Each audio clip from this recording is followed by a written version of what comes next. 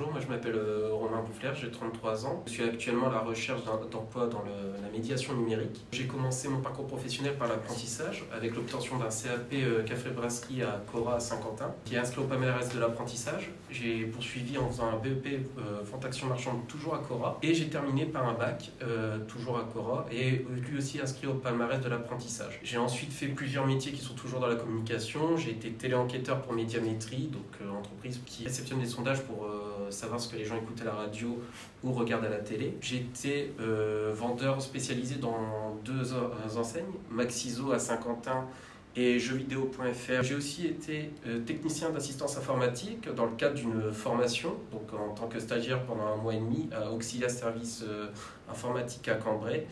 Donc je suis sur un parcours professionnel qui est très axé sur la communication. Mais étant passionné d'informatique, je voulais me renouveler et donc c'est pour ça que j'ai été technicien informatique et que je complète cette formation par une nouvelle formation en tant que médiateur numérique pour pouvoir aider un nouveau public, un public qui a un peu des difficultés, qui a des problèmes d'accès à Internet, au numérique en général, pour justement leur apprendre et leur donner les outils pour être autonomes sur l'informatique et qui deviennent autonomes par la suite dans leur démarche, leur enlever le stress que ça peut occasionner. Une qualité, c'est que je suis polyvalent et je peux le coupler avec une deuxième qualité, c'est-à-dire curieux.